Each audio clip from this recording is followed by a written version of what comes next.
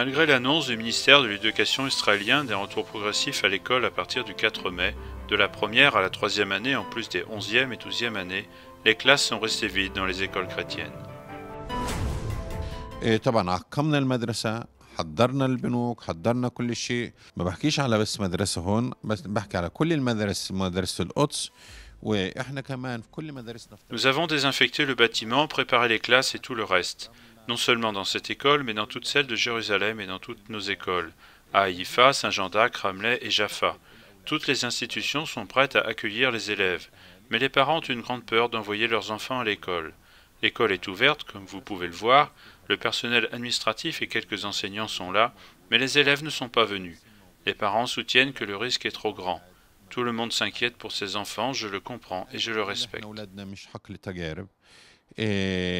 طبعا كل واحد خايف على أولاده، يعني أنا بقدر هذا الإشي وبحترم هذا الشيء. L'absence des élèves à l'école n'est pas une surprise pour l'administration. Comme vous pouvez le voir ici, nous avons envoyé aux parents un questionnaire dans lequel nous leur avons demandé ce qu'ils pensaient de la décision de rouvrir les écoles. Le résultat est le suivant. 29 se sont montrés opposés, contre seulement 4 qui ont été favorables. Mais comme vous pouvez le voir, même ces 4 ne sont pas venus aujourd'hui. Le ministre de l'Éducation a demandé aux écoles de n'accepter aucun élève qui n'avait pas un certificat signé par ses parents attestant les 3 conditions suivantes. Ni l'étudiant ni sa famille ne sont positifs au coronavirus. La température corporelle est prise chaque jour avant de venir à l'école. Les parents prennent la responsabilité de la santé de l'enfant, même lorsqu'il est à l'école. Ces 3 conditions ont augmenté la peur des parents. Ce n'est pas facile pour les familles. Il est certainement difficile pour elles de renvoyer leurs enfants à l'école parce qu'elles sont préoccupées, elles ont peur.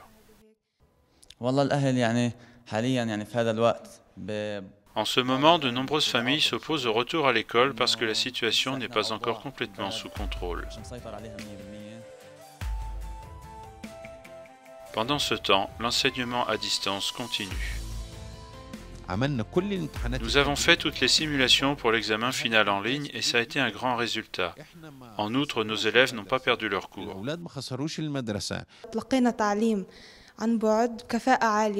Nous suivons les cours en ligne. C'est très efficace et nous avons des enseignants fantastiques.